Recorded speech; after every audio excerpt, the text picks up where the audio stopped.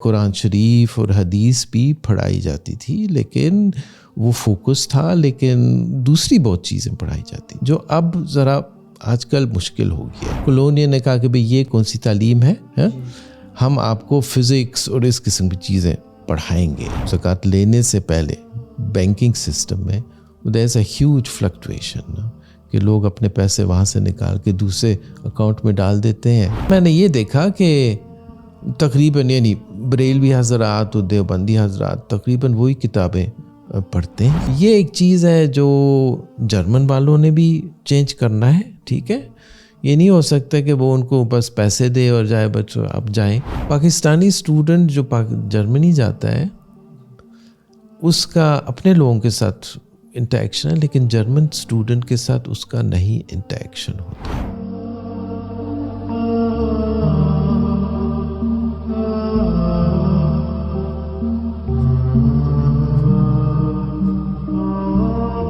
السلام علیکم، میں ہوں رفیق اعظم بادشاہ. آج بنوریا میڈیا کے پوڈ کاسٹ میں ہمارے مہمان ہیں پروفیسر ڈاکٹر جمال ملک صاحب. پروفیسر ڈاکٹر جمال ملک ایک ممتاز اسکالر ہیں جو اسلامی تاریخ، ثقافت اور جدیدیت پر اپنے تحقیقی کام کے لیے دنیا بھر میں جانے جاتے ہیں. وہ جرمنی کی ایرفٹ یونیورسٹی میں اسلامک اسٹڈیز کے پروفیسر رہے ہیں، مذہبی علوم اور اسلامک ڈپارٹمنٹ کے سربراہ بھی رہے ہیں، متعدد کتب اور تحقیقی مضامین کے مصنف ہیں. ان کی تحقیق اسلامی دنیا میں سماجی، سیاسی اور ثقافتی تبدیلیوں پر مرکوز ہے. خاص طور پر جنوبی ایشیا میں پروفیسر جمال ملک مختلف تہذیبوں کے درمیان مکالمے کو فروغ دینے کے حوالے سے بھی اہم کردار ادا کر چکے ہیں. آج کے پوڈ کاسٹ میں ہم ان سے ان کے علمی سفر، تحقیق اور موجودہ عالمی حالات پر ان کے تجزیے کے بارے میں گفتگو کریں گے. بہت شکریہ پروفیسر صاحب، آپ تشریف لائے، آپ نے ٹائم دیا. آپ سے بہت ساری باتیں کرنی ہیں اور آپ نے بہت کچھ لکھا ہے. زندگی کا ایک بہت بڑا حصہ آپ نے تحقیقی کام پر صرف کیا ہے. تو خصوصاً مدارس کے حوالے سے آپ کی جو پی ایچ ڈی ہے وہ بھی آپ نے مدارس کے حوالے سے ہی لکھی ہے اور اس پر بہت بڑی تحقیق ہے آپ کی. تو اس کی طرف تو ہم جائیں گے، لیکن سب سے پہلے ہم آپ کے بارے میں جاننا چاہتے ہیں کہ آپ کی پیدائش کہاں کی تھی اور آپ جرمنی ایرفٹ یونیورسٹی کیسے پہنچے. تو اس دوران ظاہر ہے بہت کچھ آپ نے سفر طے کیا ہے، تو اگر ناظرین کو اس حوالے سے آپ کچھ آگاہ کر دیں گے تو. جی رفیق بھائی، بہت بہت شکریہ کہ مجھے آپ یہ موقع دے رہے ہیں کہ میں آپ کے پوڈ کاسٹ میں یہاں ذرا کچھ ہمارے بارے میں اور ہمارے کام کے بارے میں بتاؤں. تو اب آپ کہتے ہیں کہ نا وہاں کیسے پہنچے، جرمنی کیسے پہنچے، اپنے علمی سفر کے بارے میں بھی کچھ بتائیے. ظاہر ہے وہ تو پہلے پھر ذاتی سفر بھی تو ہے. اچھا، ذاتی سفر تو کافی بچپن سے شروع ہو گیا تھا. تو جرمنی پہنچ گئے 1959 میں. 1959 میں؟ جی اوکے. اور تب سے تقریباً وہیں ہے، اور kindergarten, school, high school, university سارا کچھ وہاں کا ہے. تو پھر بھی پاکستان کے ساتھ لگاؤ ہے، ساؤتھ ایشیا کے ساتھ، انڈیا کے ساتھ، اسلام کے ساتھ. تو اس سلسلے میں پھر ہم نے اسلامک اسٹڈیز بھی وہاں سیکھا، جرمن اسلامک اسٹڈیز. آپ کو معلوم ہے جرمن اسلامک اسٹڈیز تو کافی اچھا سا ٹھوس سا اسلامک اسٹڈیز ہوتا ہے.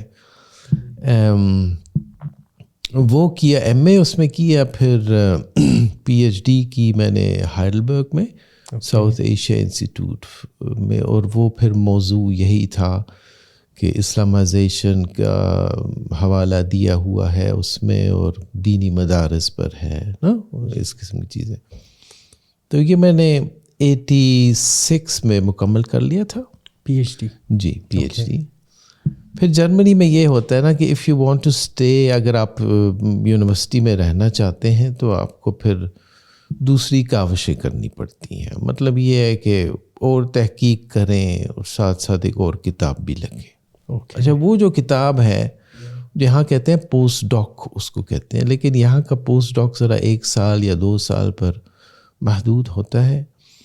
وہاں جو پوسٹ ڈاک سٹڈیز ہے پراپرلی وہ پھر 5-6-7 سال تک چلی جاتی ہے نا. Then you have to produce اندر بک. اوکے. تو پہلی یہ جو پی ایچ ڈی تھی وہ تو شائع ہو گئی تھی جرمن زبان میں, and it came only in English. Is what published in 96 اور سو نا, کافی لیٹ. کیونکہ منوہر ہے انڈیا میں, وہ ان کا کافی کچھ مسئلے مسائل تھے, and he was not able to publish it. Vanguard نے بھی پبلش کیا ہے اس کتاب کو, اور ڈھاکہ یونیورسٹی پریس نے بھی, یعنی پورے ساؤتھ ایشیا میں 2nd 3rd ایڈیشن بھی آئی. تو وہ بک کا نام, ہاں وہ بک کا نام دیکھیں وہ ایسا ہے, اس کا نام ہے کولونیلائزیشن آف اسلام. کولونائزیشن آف اسلام. ہاں, اور اس کا سب ٹائٹل جو ہے جہاں تک مجھے یاد پڑتا ہے, 40 سال ہو گئے, The inquiries into the dissolution of autochthonous structures. مطلب یہ ہے کہ اسلامائزیشن جو ہے is nothing else like modernisation, جس میں جو ٹریڈیشنل اسٹرکچرز اینڈ انسٹیٹیوشنز جو ہیں وہ توڑے جاتے ہیں, ٹھیک ہے, اور اس کی جگہ کچھ نئی چیز پیدا نہیں ہوتی ہے اسٹیٹ کی طرف سے. سو واٹ ہیپنس از کہ وہ جو ادارے جو ہیں جو بنے ہوئے ہیں جو ٹریڈیشن میں ہیں, ٹھیک ہے, وہ جب ان پر ایک قسم کا کیا کہیں حملہ ہوتا ہے اسٹیٹ کی طرف سے, اسٹیٹ از دی ایکٹر, اور یہ جو ہے مدارس میں اس میں آ جاتا ہے وقف, اور پیر صاحبان بھی آ جاتے ہیں, اس میں ٹریڈیشنل زکوٰۃ سسٹم بھی آ جاتا ہے, ٹھیک ہے, اس میں دوسرے ٹریڈیشنل چیزیں بھی آ جاتی ہیں. تو وہ جب اسٹیٹ ان کو موبلائز یا اپنانے کی کوشش کرتا ہے, ٹھیک ہے, تو پھر ریئیکشن ہوتی ہے. تو اس ریئیکشن کے بارے میں وہ کتاب بھی ہے. تو وہاں سے پھر مجھے پتہ چلا کہ کافی مدارس اور اساتذہ جو ہیں ان کا کسی نہ کسی طریقے سے لکھنؤ کے ساتھ ہے. لکھنؤ کے ساتھ اس لیے کیونکہ لکھنؤ میں 18ویں صدی میں ایک مشہور سا نصاب قائم ہوا تھا. ملا نظام الدین صاحب نے ان کو ڈیولپ کیا, اور آج اس کو کہتے ہیں درس نظامی. یہ جو درس نظامی ابھی وفاق المدارس اور اس کے ماتحت بہت سارے مدارس اور بھی بہت سارے بورڈز ہیں, بالکل, تو وہ جو درس نظامی ان کے مدارس میں ہیں, تو یہ 18ویں صدی میں ملا نظام الدین کی طرف سے یہ نصاب آیا تھا. ہاں, لیکن وہ ظاہر ہے نصاب تو کافی اکثر بدلتا رہتا ہے, اور یہ بھی اسی حوالے سے. لیکن میں یہ کہنا چاہتا ہوں کہ اس نصاب میں جو ملا نظام الدین نے تجویز اور بنایا تھا کسی حد تک, وہ ایک خاص کلائنٹیل کے لیے تھا, ٹھیک ہے, وہ ان لوگوں کے لیے تھا, یعنی ایڈمنسٹریٹو کلائنٹیل جس کو آپ کہتے ہیں نا, اسکرائبل گروپس ہم اس کو انگلش میں کہیں گے. وہ مطلب یہ ان کا مسجد کے ساتھ تعلق تو تھا, لیکن پرائمریلی ان کا یہ تھا کہ بھئی آپ سیکھیں یہ, جس میں ہندو لوگ بھی پڑھتے تھے, ٹھیک ہے, وہ آپ پڑھیں, اور جس کے ذریعے سے you will get a job in the administration, in the field of economy and so on and so on. ظاہر ہے قرآن شریف اور حدیث بھی پڑھائی جاتی تھی, لیکن وہ فوکس تھا, لیکن دوسری بہت چیزیں پڑھائی جاتی جو اب ذرا آج کل مشکل ہو گیا ہے. This has to do with colonial impact. اس پر بھی بات ہو سکتی ہے کہ 19ویں صدی میں پھر دارالعلوم دیوبند کے ذریعے سے لوگوں نے یہ سوچا کہ بھئی اپنی یہ جو نصاب ہے اس کو کسی طریقے سے, اور یہ جو ہم پڑھ رہے ہیں مدرسوں میں, اس کو کسی حد تک وہ کرنا ہے نا, یعنی رکھنا چاہیے. تو وہ رکھنے کے سلسلے میں اس نصاب کی شکل بدل گئی, ٹھیک ہے, اس میں بہت فقہ آ گیا اور حدیث آ گئی, اینڈ اٹ بیکیم اے دینی مدرسہ. یہ جو دینی جو ہے نا, دینی مدرسہ, یہ بھی 19ویں صدی کی پیداوار ہے. پہلے مدرسہ ہوتا تھا, a place where you learn, دراسہ. تو اس میں کیا پڑھایا جاتا تھا؟ اس میں سب کچھ پڑھایا جاتا تھا, ٹھیک ہے. اس میں اسٹرالوجی بھی پڑھایا جاتا, میتھمیٹکس بھی, عصری علوم جس کو ہم کہتے ہیں, تو وہ بھی پڑھایا جاتا تھا. ایبسولوٹلی 18ویں صدی میں. 18ویں صدی میں. اور 19ویں صدی میں پھر یہ مدرسہ وجود میں آیا. یہ پھر دینی مدرسہ ہو گیا, پہلے بھی مدرسہ تھا, ٹھیک ہے نا. پھر وہ خاص ہو گیا. وہ خاص ہو گیا. And this has to do with colonial impact, کیونکہ کولونیل نے کہا کہ بھئی یہ کون سی تعلیم ہے, ہم آپ کو فزکس اور اس قسم کی چیزیں پڑھائیں گے, جس کی وجہ سے مدرسہ جو ہے وہ پھر پیچھے ہٹ گیا, ٹھیک ہے. And it became a purely دینی مدرسہ. تو اس میں پھر ظاہر ہے نصاب بھی بدل گیا, ٹھیک ہے نا, اس سلسلے میں. اور یہ جو نصابی تبدیلیاں ہیں یہ پھر آج تک آ رہی ہیں. اچھا پھر میں نے سوچا کہ ہاں بھئی یہ درس نظامی کیا چیز ہے. تو I went back to Lucknow. میں لکھنؤ گیا. ہاں, وہاں میں نے ندوۃ العلماء اور یہ جو باقی فرنگی محل کا رہ گیا ہے وہ آثار, وہاں بیٹھا کافی مہینے, اور پھر ایک وہ دوسری کتاب لکھی نا, موٹی سی, وہ جرمن میں ہے, لیکن جس کی وجہ سے پھر مجھے پروفیسری بھی ملی نا. وہ اسکالرلی, انگلش اس کا ترجمہ یہ ہوگا اسکالرلی کلچر ان ناردرن انڈیا, جہاں میں قصبہ سے شروع کرتا ہوں, قصبات سے, اور جہاں یہ اساتذہ اور یہ تھے پہلے طلباء, and then the shift from قصبات ٹو لکھنؤ. اوکے, وہ شفٹ تھا. لکھنؤ تو بعد میں بنا ہے نا, مطلب یہ 18ویں صدی کی یہ بھی پیداوار ہے. تو وہاں نا, اور پھر فرنگی Mahal 18th century 19th century, اور پھر ندوہ. تو دس بک شروع کرتا ہے میرا خیال 15ویں صدی سے اور جاتا ہے 1920 تک, یعنی خلافت موومنٹ تک. تو it course quite a long 550 صفحے کی ہے وہ. تو وہ پبلش ہو گئی. تو that was something quite a big thing to do. اچھا, پھر ظاہر ہے ایسا تو نہیں ہے کہ بھئی آپ نے پروفیسری حاصل کر لی, وہ اجازہ آپ کو ملتا ہے نا, وہاں تو پکا اجازہ تو کہ آپ کو جاب بھی مل جائے گا, ایسا تو نہیں ہوتا نا ہمارے فیلڈ میں, ہیومینٹیز میں, اسلامک اسٹڈیز میں. بہرحال and then finally I got a job in as a professor in England, university of Derby. اس سے پہلے میں ہائیڈلبرگ بون میں تھا, آلسو ان برلن, لیکن then I got my first professorship in England. تو وہ اچھا تجربہ تھا. پہلی دفعہ مجھے یہ موقع ملا کہ میں ساؤتھ ایشین اسٹوڈنٹس اینڈ آگے پیچھے لوگوں کے ساتھ انٹریکٹ کروں, کیونکہ جرمنی میں تب ساؤتھ ایشین بہت کم تھے. جی, وہاں تو زیادہ ترکی ہوتے ہیں نا آج کل بھی. تو then I got interested even more کہ بھئی ساؤتھ ایشیا تو اس میں تو اور بھی ہے. تو then I kept coming and going, and eventually I landed up in Erfurt. Erfurt ایک شہر ہے, آپ بھی گئے ہوئے ہیں. جی, میں It's in the eastern part of Germany. تو وہاں کافی پرانی یونیورسٹی ہے, but it was close down in the 19th century due different reasons. تو وہ پھر انہی دنوں 1999 میں it was reopened, building نئی, یہ وہ سارا کچھ. اینڈ مجھے یہ موقع ملا کہ I was one of the first professors to be appointed.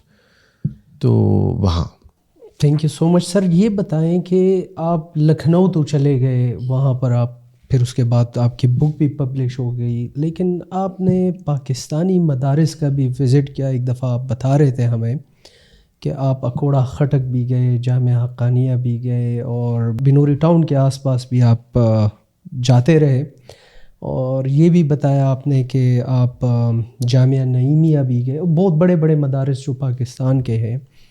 تو اپنے پی ایچ ڈی کے تھیسس کے حوالے سے آپ نے بہت زیادہ یہاں پر ایفرٹس کی اس کو فائنلائز. تو وہ کیا فائنڈنگز تھی آپ کی, اور آپ نے کیا ایسا اس میں پایا جو جس سے ہم کچھ لرن کر سکیں, اور آپ اس کے بارے میں اگر کچھ فرما دیں. ہاں دیکھیے, وہ تھا ضیاء الحق کا دور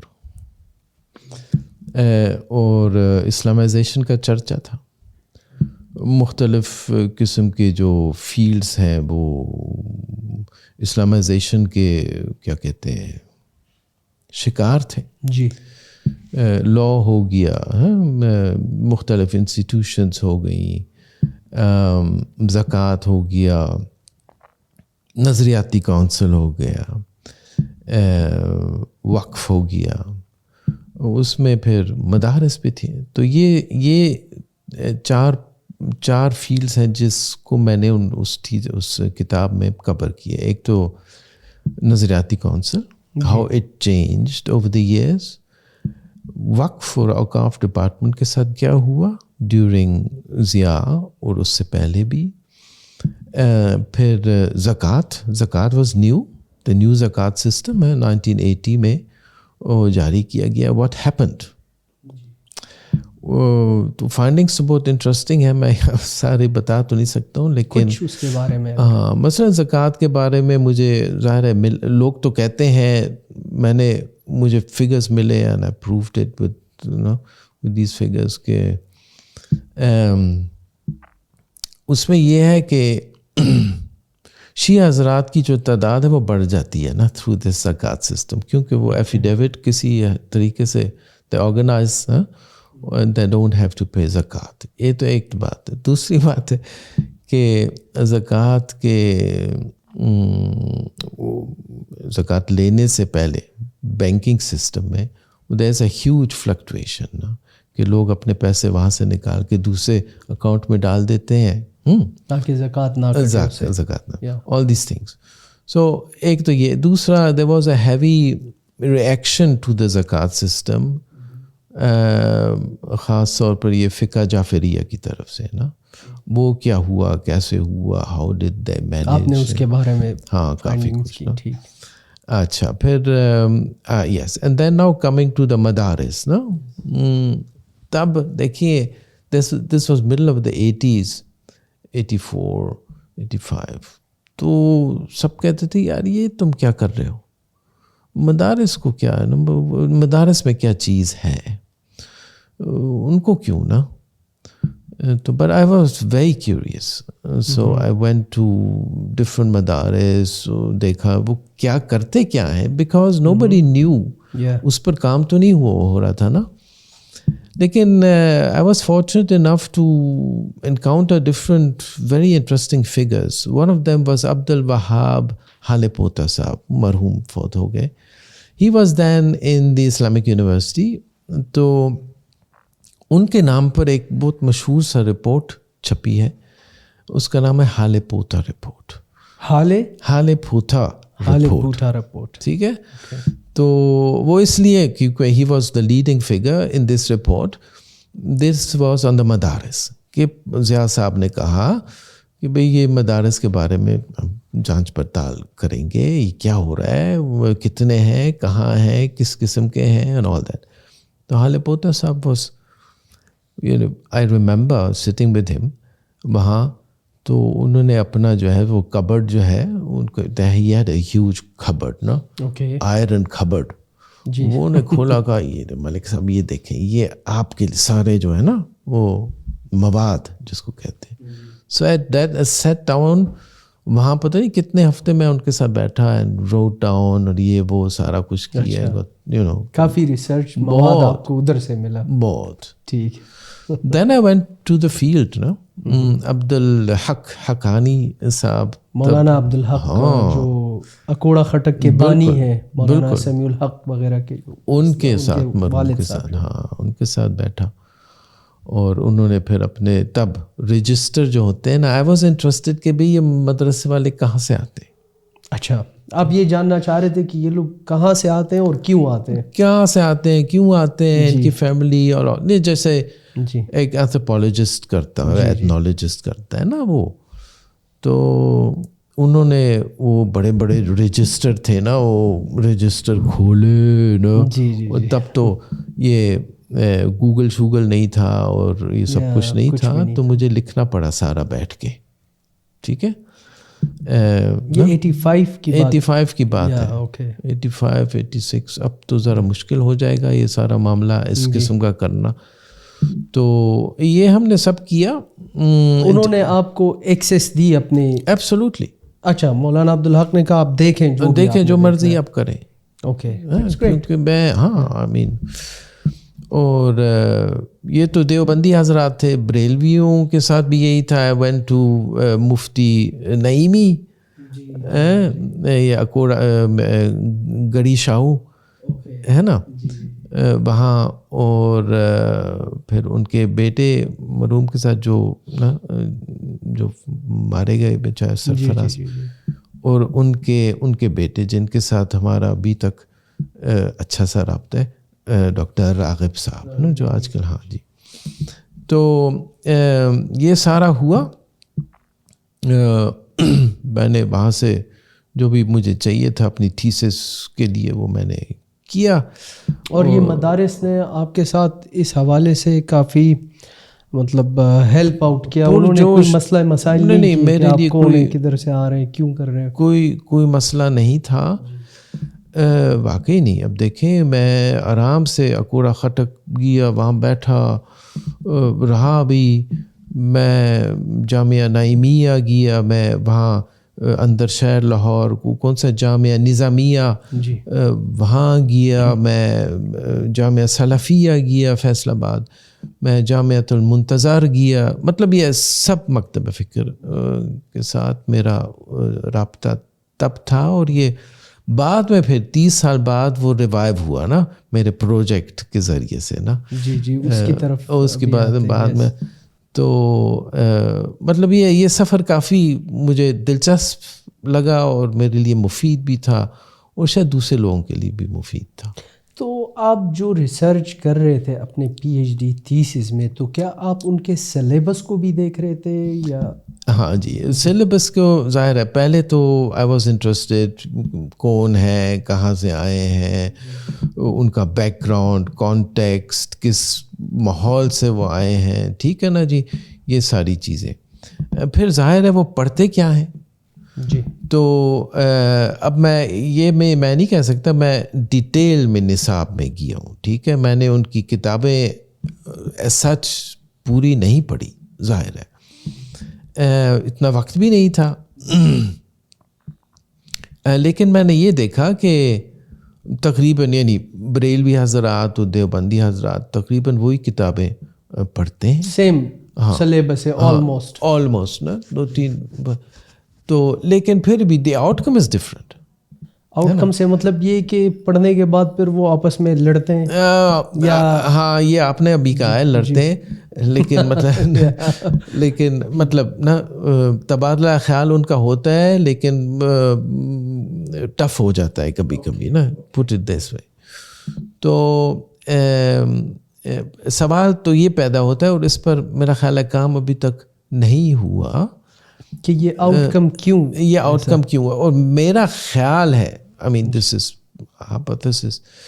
کہ اگر وہ ماخذ جو ہے، ٹیکسٹ جو ہے وہ برابر ہے تو فرق تو کہیں اور ہونا چاہیے ہوگا نا.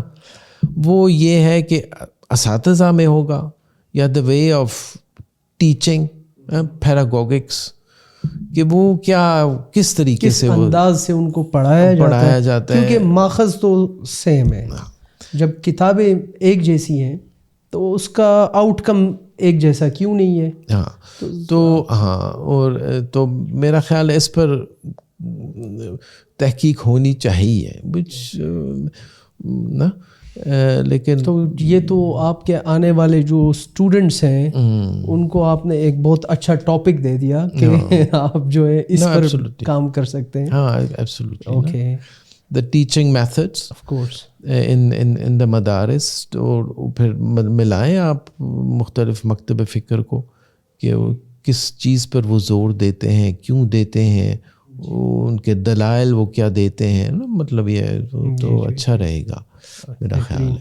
اچھا, میں یہ بھی جاننا چاہ رہا تھا کہ مدارس کے ساتھ چونکہ شروع سے آپ کی دلچسپی رہی, آپ کے پی ایچ ڈی کا جو تھیسس تھے وہ بھی مدارس کے اوپر ہی ہوئے, اور اس کے بعد بھی جو آپ کی کئی تصنیفات ہیں اور آپ کی تحقیق ہے تو وہ کہیں نہ کہیں تو ان کے ساتھ بھی, مدارس کے ساتھ بھی ملتی جلتی رہی یا ان کے ساتھ ٹچ ہو کے گزری.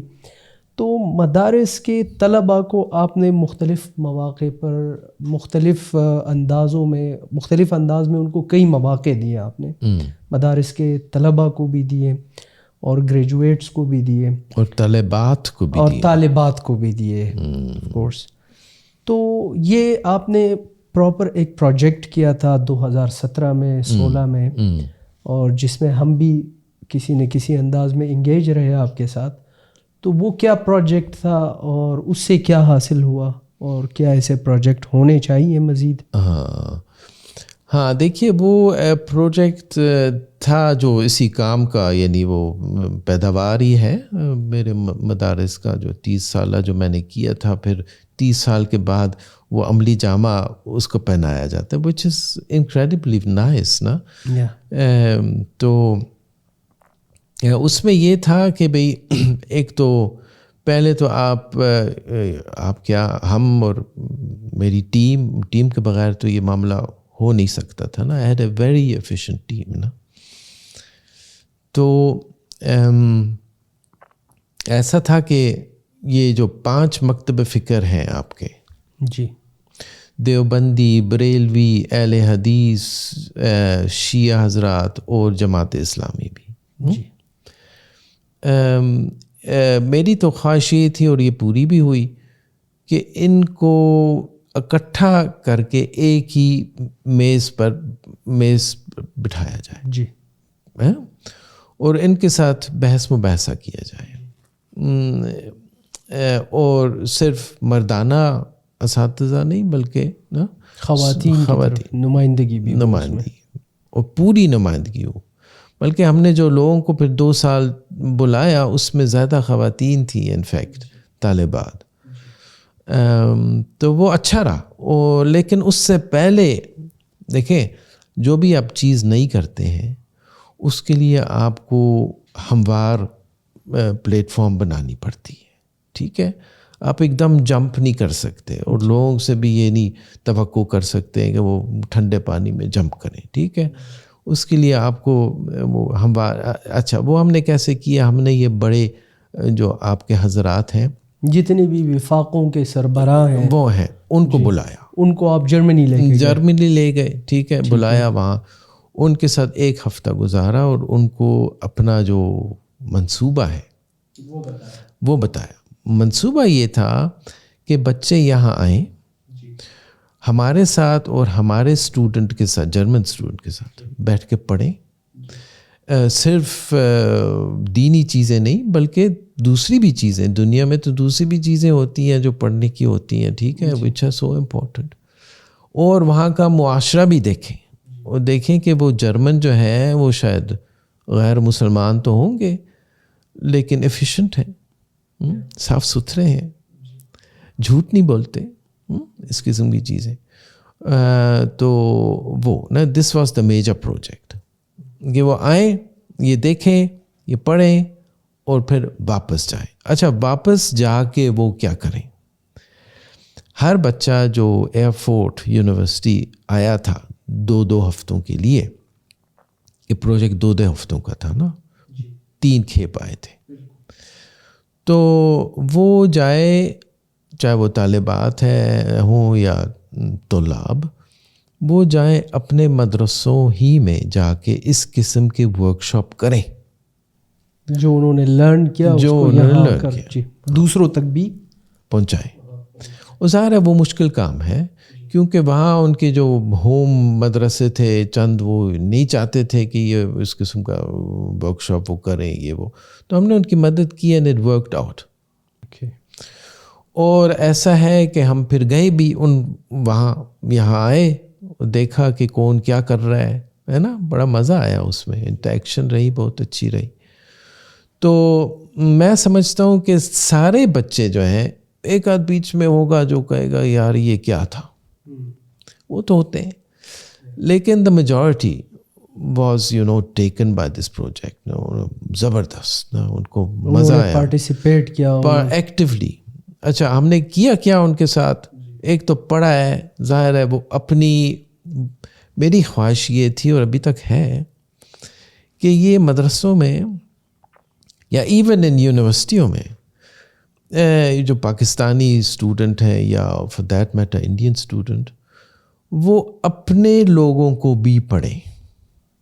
اب دیکھیں یونیورسٹی میں مسئلہ تو یہ ہوتا ہے نا کہ یہ پاکستانی یونیورسٹی میں بھی وہ لوگ بچے جو ہیں اپنے دانشوروں کو بہت کم جانتے ہیں, ٹھیک ہے نا. پولیٹیکل سائنس اب لے لیں فیلڈ جو ہے, تو اس میں کون سا پولیٹیکل سائنٹسٹ ہے جو پاکستانی ہو یا انڈین ہو یا مسلمان ہو فار دیٹ میٹر, ہے نا. تو سب ویسٹرن ہوتے ہیں نا. یہ دوسرے فیلڈز میں بھی ایسا ہے. میں نے یہ دیکھا ہے جب پاکستان انڈیا سے اسٹوڈنٹ ہمارے یہاں آتے ہیں جرمنی, تو ان کو اپنی ثقافت کے بارے میں بہت کم معلوم ہوتا ہے, ٹھیک ہے. وہ مشکل سے شاہ ولی اللہ کا نام انہوں نے سنا ہوتا ہے, اور شاید ابن خلدون کو سنا ہوتا ہے, لیکن دیٹس اٹ. تو ان کو پہلے بتانا پڑتا ہے کہ بھئی آپ کی ثقافت میں بھی اس قسم کے روشن خیال لوگ تھے. جی. تو یہ نا کہ وہ وہاں مدرسے والے آئیں اور پڑھیں اپنے لوگوں کو, ٹھیک ہے. اپنے لوگوں کے ساتھ ساتھ وہ یورپین تھنکرز کو بھی پڑھیں, جس میں بڑا مزہ آیا, ٹھیک ہے نا. کیونکہ ہمارے اسٹوڈنٹ جو ہیں انہوں نے اسلامی تھنکرز کو پڑھا, اور جو مدرسے والے ہیں انہوں نے ویسٹرن کو پڑھا, ہے نا. دیٹس گریٹ, ٹھیک ہے نا. تو اس حساب سے تبادلہ خیال بہت اچھا رہا. اچھا اس میں یہ ہے کہ صرف مدرسہ والا نہیں سیکھا, ایک تو میں نے بہت سیکھا اس سے, ٹھیک ہے. میرے سٹاف نے بہت سیکھا, اور ہمارے اسٹوڈنٹ نے بھی بہت سیکھا وہاں نا, کہ بھئی اب دیکھیں یہاں بھی یونیورسٹی والے جو اسٹوڈنٹ ہیں نا, وہ مدرسہ کبھی گیا ہے, خوف زدہ ہوتے ہیں یہاں کے اسٹوڈنٹ کہ بھئی میں مدرسے میں نا. تو ان کے لیے بھی ایسے ہی تھا کہ مدرسہ والا آ رہا ہے, لیکن they had a very nice experience نا, کیونکہ مدرسے والے وہ کوآپریٹیو نا اور اچھا. تو اس لحاظ سے جب تک وہ بیٹھتے نہیں ہیں تو ایک دوسرے سے ظاہری بات ہے پھر یہی توقع رکھتے ہیں کہ پتہ نہیں وہ کیسا ہو. ایسے ہی ہے, یہ سائڈ والے وہ سوچتے ہیں کہ پتہ نہیں وہ کیسا ہو.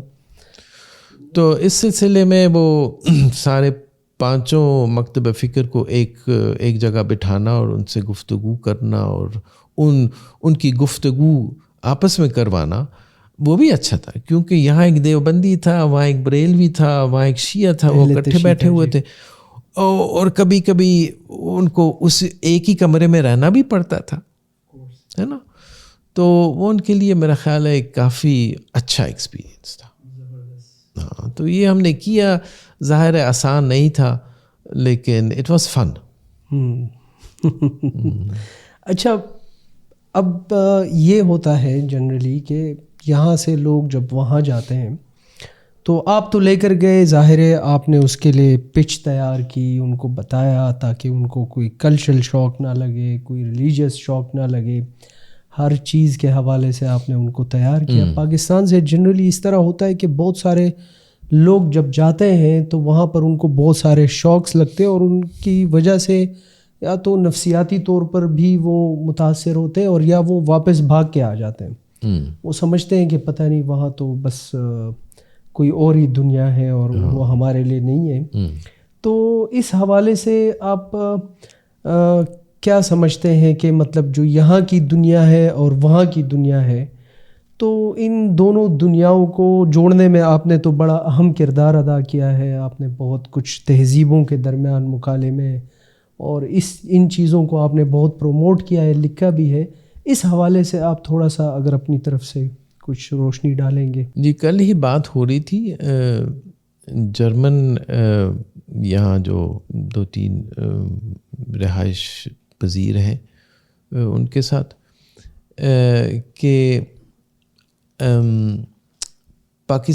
پاکستانی اسٹوڈنٹ اگر یونیورسٹی والا بھی نا وہ جرمنی جاتا ہے اور اس کو اسکالرشپ بھی ملتا ہوگا, یہ جرمن اسکالرشپ یا کوئی بھی اسکالرشپ, تو وہ وہاں پہنچتا ہے, لیکن اس کو پہلے وہ ہموار جو میں کہہ رہا تھا نا ہے نا, اس کو سمجھانا, اس کے ساتھ نا تھوڑا بہت کہ بھائی تو کہاں جا رہا ہے, وہاں آداب کیسے ہوتے ہیں, اس قسم کی چیزیں.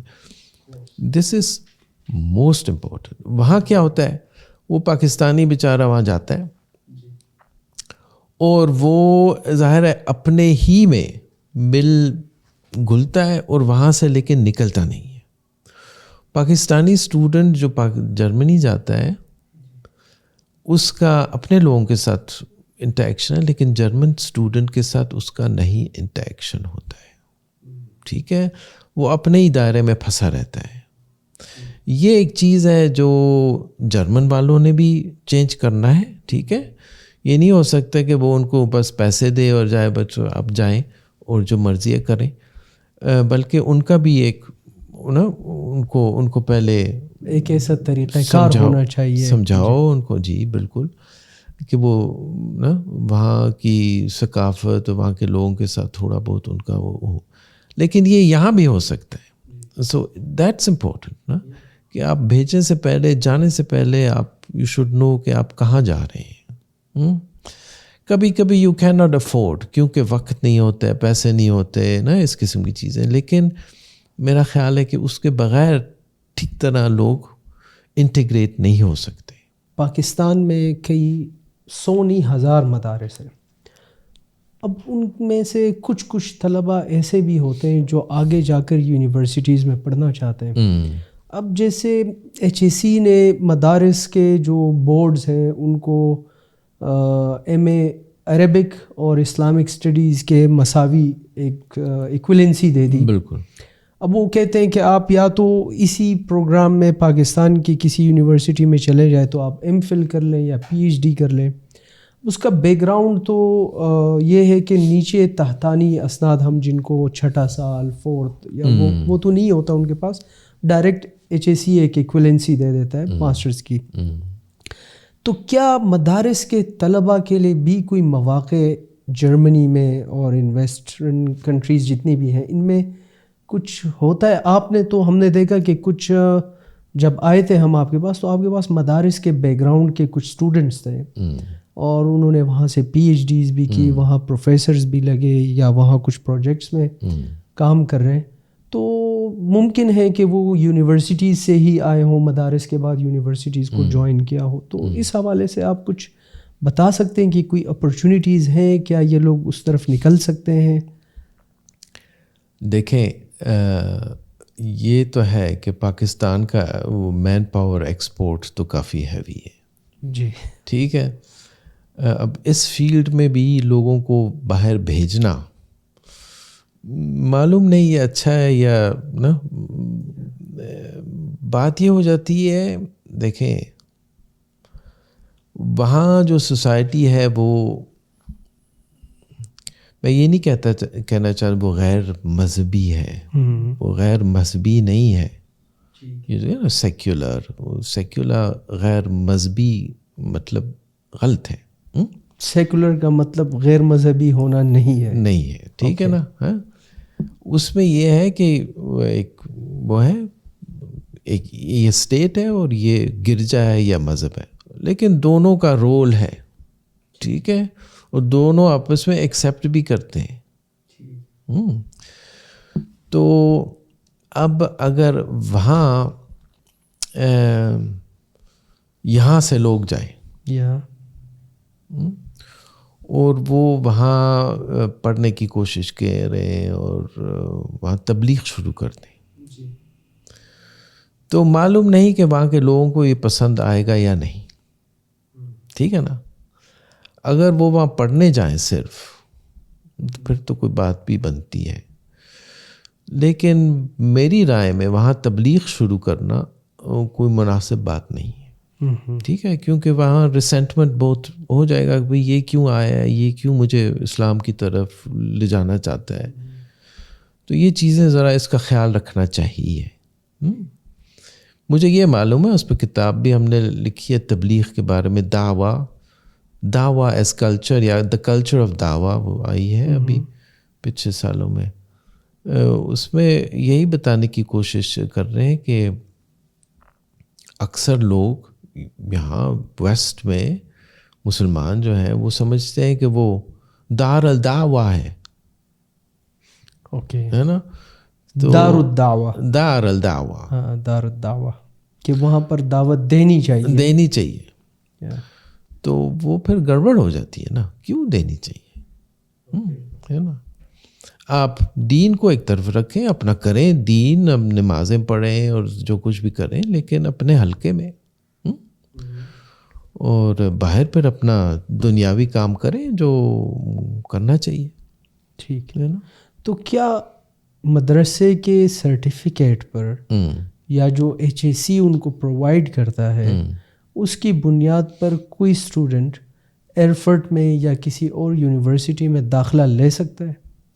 MPhil کی بنیاد پر تو لے سکتا ہوگا، اسلامک اسٹڈیز یا، لیکن ظاہر ہے اس کو پھر زبان بھی آنی چاہیے تھوڑا بہت، جرمن اور دوسری جو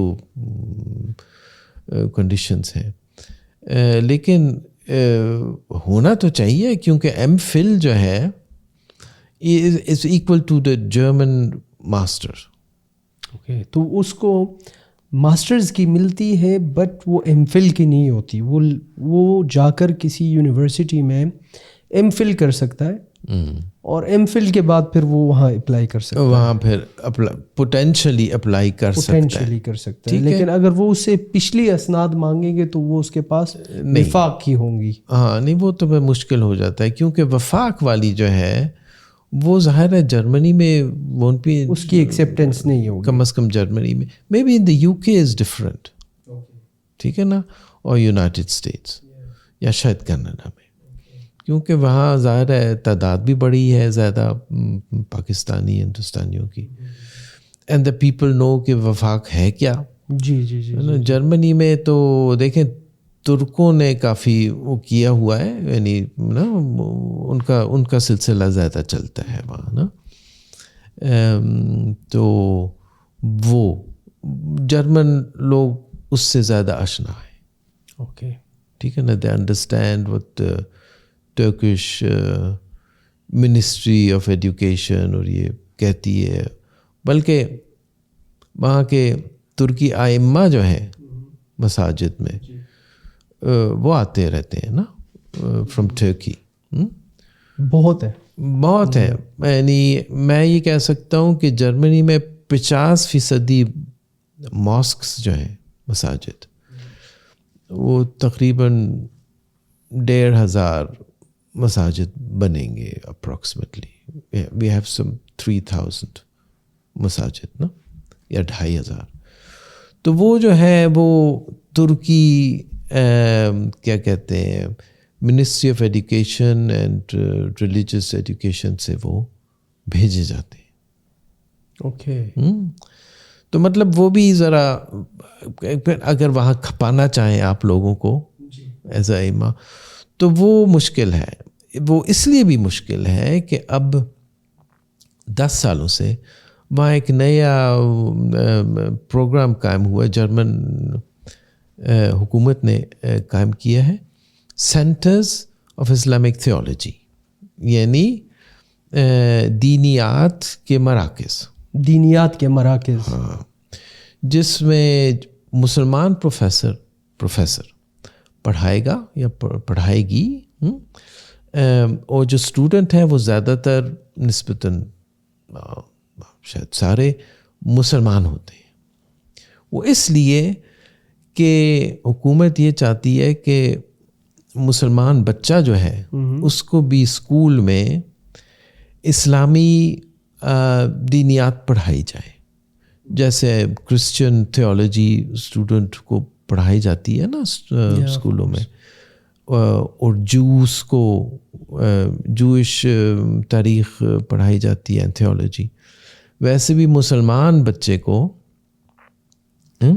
اسلامیات پڑھایا جائے اسکول میں, اسلامی تاریخ کے بارے میں, ہاں, اور دینیات. اچھا, اس کے لیے ہمیں مسلمان اساتذہ کی ضرورت ہے, کیونکہ اکارڈنگ ٹو جرمن کانسٹیٹیوشن وہ صرف اسلامی اساتذہ پڑھا سکتا ہے. اوکے, تو جرمنی میں ایک یہ ایسی سینٹرز ابھی بنے ہیں کہ جہاں پر مسلم پروفیسرز اساتذہ چاہیے, لیکن کیا ان کو جرمن زبان آنا بھی لازمی ہے؟ یہ ایک بہت بڑا مسئلہ ہمارے لیے تھا, کیونکہ جب یہ شروع ہوا 10 سال 15 سال پہلے, تو ہمارے پاس اس قسم کے اساتذہ نہیں تھے جو کہ ایک تو مسلمان ہو, دینیات پڑھے ہوں, تھیولوجین ہوں, کیا کہتے ہیں, اور جرمن ان کو آئے.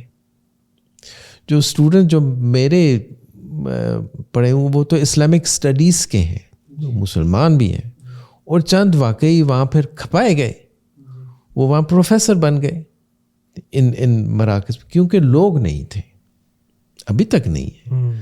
10 سال ہو گئے ہیں, وی ڈونٹ ہیو مسلم تھیولوجینس ان جرمنی جن کو جرمن آئے اور یہ سارا کچھ نا, وہ ابھی ہو رہا ہے سلولی گریجولی. ہاں, تو اس لیے یہ عین ممکن ہے کہ یہاں کے جو اسٹوڈنٹ ہیں مدرسے کے, وہ اس پروگرام میں جا کے جائیں اور سیکھیں کچھ, ٹھیک ہے نا. لیکن اس کے لیے ظاہر ہے وہ جو ساری تعلیم ہو رہی ہے وہ جرمن میں ہے, وہ انگلش میں بالکل نہیں ہے. تو جرمنی اگر کوئی طالب علم پاکستان سے جانا چاہے تو اس کو تو لازمی یہ ایک بیسک ریکوائرمنٹ ہے کہ وہ جرمن کچھ نہ کچھ سیکھ کر جائے اور وہاں جا کر اس کو پھر پختہ بھی کرے, تاکہ اس کو مواقع زیادہ سے زیادہ میسر آئیں, کیونکہ وہاں انگلش نہیں بلکہ جرمن زبان کی زیادہ اہمیت ہے. ہاں بالکل, ان کی تو ایک پکی زبان ہے. اب جرمن زبان تو فلاسفر کی زبان ہے نا, وہ معمولی زبان تو ہے نہیں, اور مشکل بھی ہے.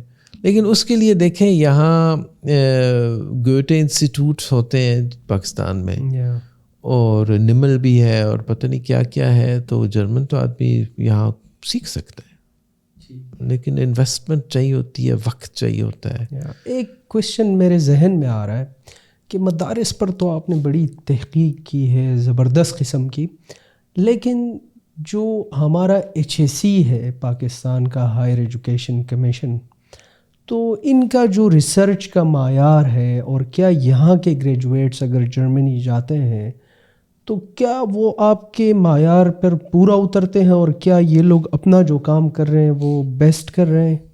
ہاں, شکریہ فار دس کویسچن.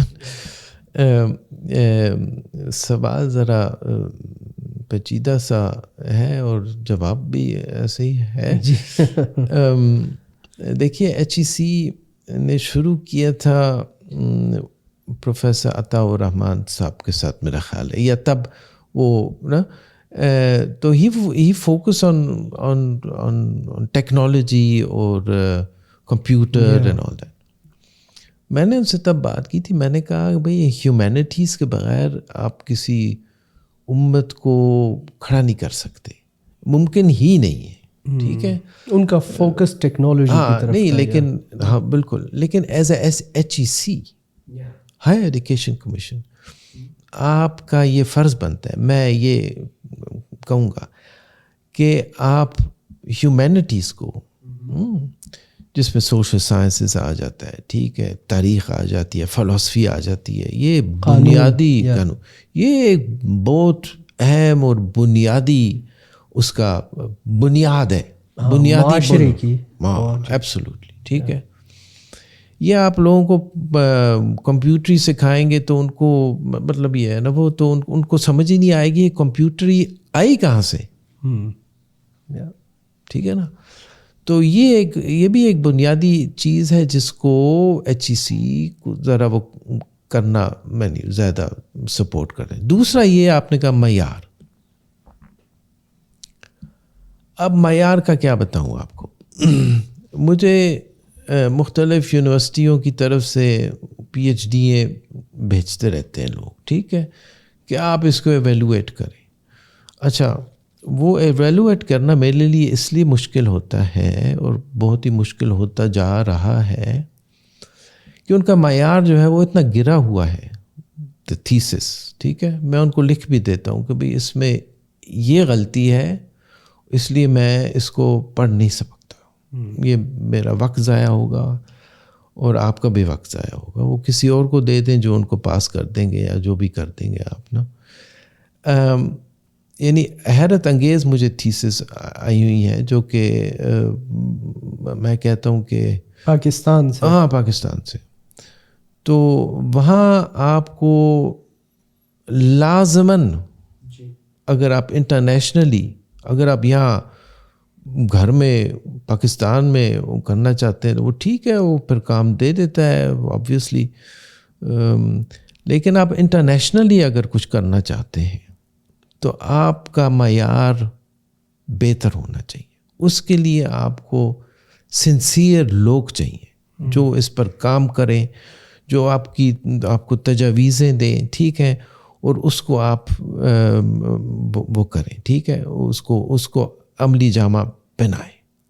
ویسے تو آپ وہیں رہیں گے جہاں آپ ہیں, بلکہ اور بھی پسماندہ ہوتے جائیں گے. تو یہی میں دیکھ رہا ہوں. دیکھیں میں ہر سال یہاں آتا رہتا ہوں, اکثر آتا ہوں, میں نے مختلف اداروں کے ساتھ کام کیا ہے سارا کچھ.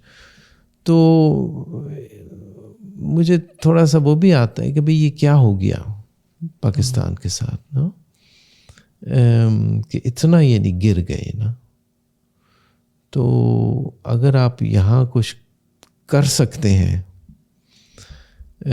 HEC سے میں درخواست کروں گا اور یونیورسٹیوں سے بھی کہ آپ کے جو چیئرمین اور وائس چانسلرز اور یہ سارے وہاں بیٹھے ہوئے ہیں, تو آپ مہربانی کر کے تھوڑا سا آپ وہ کریں رحم اپنے ملک کے ساتھ کہ اس کو ذرا ٹھیک کریں.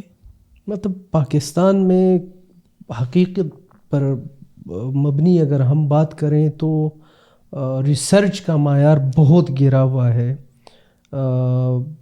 ویسٹرن کے کنٹریز کے مقابلے میں.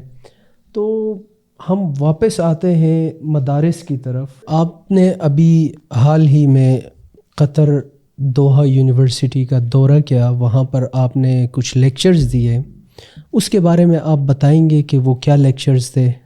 جی ہاں, پہلا لیکچر تو تھا اپنی کتاب کے بارے میں, اسلام ان ساؤتھ ایشیا, وہ بھی 2 سال پہلے شائع ہوئی ہے. پھر ایک تھا مشاعرہ پر. اوکے, مشاعرہ 18ویں صدی کا. ٹھیک ہے. وہ اس لیے کہ ہم نے یہ سوچا کہ یورپین کانٹیکس میں لٹریری سلونز جو ہیں, جو کہ مشاعرہ ہی ہوتا ہے, اس میں انلائٹنڈ آئیڈیاز کافی حد تک ڈسکس ہوئے, ٹھیک ہے. اچھا, اور پھر میں نے دیکھا کہ ساؤتھ ایشیا میں اگر ایسی ٹریڈیشن ہے تو اس کو دیکھا جائے. میں 18ویں صدی کی بات کر رہا ہوں جی, یعنی پری کولونیل ٹائم, ٹھیک ہے. تو اس میں مجھے اس قسم کی چیز ملی جو یورپین کانٹیکس میں بھی ہے. مطلب یہ ہے کہ ایک مشاعرہ یا ایک فورم جس میں نئے خیال جو ہیں وہ ڈسکس ہوتے ہیں, جس میں پوئٹ جو ہے وہ اپنی طریقے سے نئے خیال تجویز کرتا ہے, اس پہ بحث ہوتی ہے, ٹھیک ہے. اور وہاں مجھے یہ ملا کہ خاص طور پر یہ نقش بندیہ جو طریقہ ہے جس میں خواجہ میر درد جیسے حضرات جو ہیں وہ ایک اہم ان کا رول تھا کہ وہ لوگ بیٹھ کے مشاعرے میں کیا کہتے ہیں. تو سامنے یہ آیا کہ وہی چیزیں یا تقریباً وہی چیزیں بحث مباحثہ ہوتا ہے جو یورپ میں ہو رہا تھا اس وقت, ٹھیک ہے. اس میں مثلاً ایگو خودی کی بات ہو رہی ہے, اس میں خود مطالعہ کی بات ہو رہی ہے، اس میں سینسٹیوٹی کی بات ہو رہی ہے، احساسات کی بات ہو رہی ہے، ٹھیک ہے، اس میں خدا اور دین کی بات اتنی نہیں ہو رہی ہے. اٹس ویری انٹرسٹنگ کہ بر صغیر میں بھی ایسے مشاعرے ہوتے تھے 18ویں صدی میں، بالکل، اور وہاں پر یہ ساری چیزیں ان مشاعروں میں یا ان فورمز پر ڈسکس کی جاتی تھی. ایبسولوٹلی. اچھا، اس کا مطلب یہ ہے کہ وہاں بھی یعنی یہاں بھی اس قسم کے آئیڈیاز ڈسکس ہو رہے تھے. اور اگر آدمی آگے سوچے تو آدمی یہ کہہ سکتا ہے، ہم یہ کہہ سکتے ہیں کہ وہاں یا یہاں اس قسم کی چیز جیسے الٹرنیٹیو ماڈرنٹی جس پر مغرب میں کام بھی ہو رہا ہے، وہاں بھی ایسے دانشور ہیں وہ کہتے ہیں کہ بھئی یورپین انلائٹمنٹ تھی، شاید ہوگی یا تھی، روشن خیالی اور اعتدال پسندی. جی، لیکن اس قسم کی چیزیں اور بھی چائنا بھی ہوں گی، بڑے صغیر میں بھی ہوں گی، افریقہ میں بھی شاید ہوں گی، ٹھیک ہے. تو اس قسم کی باتیں وہاں چل رہی ہیں. تو اس ضمن میں ہم نے ذرا مشاعرے کو ذرا تھوڑا سا بہت دیکھا ہے، اور میں چاہوں گا کہ اس پر اور بھی کام کیا جائے. اور میں تجویز میری یہی ہے کہ یہاں کے بھی لوگ اس پر کام کریں کہ وہ جو خیال ہے وہ کیسے ہیں، اس کا مطلب کیا ہے ان اے براڈر کانٹیکسٹ نا. آپ نے اپنی پوری زندگی تحقیق میں لگا دی، اور ظاہر ہے اس کا ایک بڑا حصہ مدارس بھی تھے. تو آپ کیا سجیسٹ کرنا چاہیں گے، آپ کیا کہنا چاہیں گے کہ مدارس کے نصاب میں کس چیز کی کمی ہے، اور اس میں کیا چیز ایسی ڈالی جائے، کون سے سبجیکٹس ایسے ڈالے جائیں جس سے بہت اچھا اثر پڑے اور اس سے خاطر خواہ فائدہ بھی ہو ان طلباء، علماء اور معاشرے کو؟ جی، میں سمجھتا ہوں کہ ایک بنیادی سبجیکٹ جو ہے وہ تو ہے تاریخ. تاریخ اس کو لوگ پڑھیں، اس کو سمجھیں، لیکن غیر جانبداری طریقے سے، ٹھیک ہے. اس میں ظاہر ہے غیر جانبداری طریقہ ذرا مشکل ہو جاتا ہے، کیونکہ اپنا جو جس میں وہ پرورش پاتے ہیں لوگ، اس کو ذرا اس پر سوال اٹھتے ہیں. پھر اس سوال اٹھانا اور ان کا پھر غیر جانبداری جواب دینا مشکل ہو جاتا ہے. لیکن میرا خیال ہے یہ لازمی بات ہے. دوسرا سبجیکٹ جو میں سمجھتا ہوں جو اہمیت رکھتا ہے مدارس میں بھی، وہ ہے ادب، لٹریچر. آپ اردو ادب پڑھوائیں، ٹھیک ہے. وہ دیکھیں کہ جو ادبا جو ہیں وہ کس طریقے سے کیا لکھتے ہیں، کیونکہ ان کی آواز جو ہے انتہائی اہم ہے. وہ فکشن تو لکھتے ہیں، لیکن وہ فکشن جو ہے وہ لکھنے میں بھی وہ چیزیں سوچتے ہیں، وہ ریفلیکٹ کرتے ہیں، ڈیپلی ریفلیکٹ کرتے ہیں، ٹھیک ہے نا. اس ریفلیکشن کو میں سمجھتا ہوں کہ اگر مدارس میں لوگ تھوڑا بہت اس کو لیں تو اس میں بہت فائدہ ہے. کچھ عرصے پہلے آپ آئے تھے تو ہماری مولانا فضل الرحمان صاحب سے ملاقات ہوئی تھی، تو آپ نے ان کو بتایا تھا کہ آپ کے ایک اسٹوڈنٹ ہیں جو مولانا فضل الرحمان صاحب کی سیاست اور ان کے خیالات پر پی ایچ ڈی کے تھیسز لکھ رہے ہیں، ریسرچ کر رہے ہیں پراپر. تو پاکستان میں تو شاید ایک آدھ کوئی سیاستدان گزرا ہو جن کی سیاست اور خیالات پر کسی نے پی ایچ ڈی کی ہو. اور مولانا فضل الرحمان صاحب کی اپنی زندگی میں ابھی ان کے اوپر آپ کے کوئی اسٹوڈنٹ تھیسز لکھ رہے ہیں پی ایچ ڈی کے، وہ بھی. تو مولانا فضل الرحمان صاحب کے حوالے سے آپ نے کیوں ایسا سوچا، یا آپ کے اسٹوڈنٹ نے کیوں ایسا سوچا، اور کیا وہ تھیسز ابھی پروگریس میں ہیں یا ابھی ختم ہو گئے ہیں، پبلش ہوئے ہیں، نہیں ہوئے؟ اس کے بارے میں کچھ بتائیں گے پلیز. جی دیکھیں، فضل الرحمان صاحب تو ایک بہت دلچسپ عالم ہیں اور سیاستدان بھی ہیں، ٹھیک ہے. جب میں ان کے ساتھ 80s میں ملتان میں ملا، اوکے، تو آئی was very taken by this personality. تو تب ہی میں نے ان کے جو خطبات ہیں وہ جمع کیے، اور میرا خیال تھا کہ اس پر میں خود کام کروں گا یا کسی کو نا کہوں گا کہ وہ کام کرے. تو مجھے ایک اسٹوڈنٹ مل گیا جو کہتا ہے جو یعنی پختون نا جی جی جنہوں نے کہا ہاں جی میں یہ کرنا چاہوں گا, اور انہوں نے کر لی. ٹھیک ہے, وہ تھیسس تیار ہو گئی, وہ پاس بھی ہو گئی, اور وہ اب یعنی پروسیس ہے اس کا شائع بھی ہو جائے گی. تو اس میں اس میں یہ ہے کہ انہوں نے یعنی وہ اسٹوڈنٹ نے ان کے خطبات جو ہیں وہ جو جمع ہے اور ادھر ادھر بھی مطلب خطبات سے آپ کا کیا مراد ہے کہ مطلب ان کے جو مختلف بیانات ہیں ٹھیک ہے نا, مختلف موقعوں پر سیاسی اور غیر سیاسی دونوں. بالکل ٹھیک ہے. ان کو یعنی تنقیدی نقطہ نظر سے ان کی انالیسس کی. تو اس میں بہت ہی دلچسپ بات یہ ہے کہ ایک عالم جو ہے وہ سیاستدان بھی ہے. ٹھیک ہے نا, یہ جو نیکسس ہے پولیٹکس اینڈ ریلیجن انہوں نے بہترین طریقے سے بیان کیا اور اس کی انالیسس کی. تو میں تو بہت خوش ہوں کہ وہ اس قسم کا کام ہوا ہے, اور مولانا صاحب بھی بہت خوش ہوں گے انشاءاللہ کہ وہ کتاب شائع ہو, اور امید ہے کہ وہ جلد شائع ہوگی. اور وہ تھیسس جرمن زبان میں ہے؟ نہیں, وہ تو انگلش میں ہے.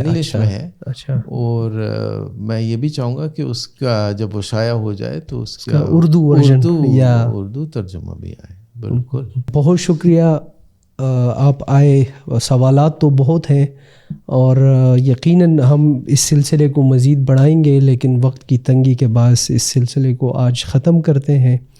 تھینک یو سو مچ. انشاءاللہ یہ سلسلہ مزید جاری رکھیں گے. آپ کی جو تصانیف ہے اور تحقیق ہے اور جو ابھی چل رہی ہے اس کے بارے میں انشاءاللہ نیکسٹ ایپیسوڈز میں گفتگو کریں گے. Thank you. جی بہت شکریہ. ایک آخری جملہ, ہم نے اپنے پروجیکٹ جو ہم نے کیا تھا مدرسوں کے ساتھ, اس میں جامعہ بن نوریہ بھی شامل تھے. اور فرحان صاحب اور جو ہے مفتی نعیم صاحب بھی بالکل انہوں نے بھرپور حصہ لیا اور بچوں کو بھی بھیجا, اور ان کے ہاں ہم نے سیمینار بھی کروایا. تو ان کے ساتھ تعاون بہت اچھا رہا, اور میں چاہوں گا کہ اس قسم کے رابطے قائم رہیں. جزاک اللہ. تھینک یو سو مچ سر. بہت شکریہ.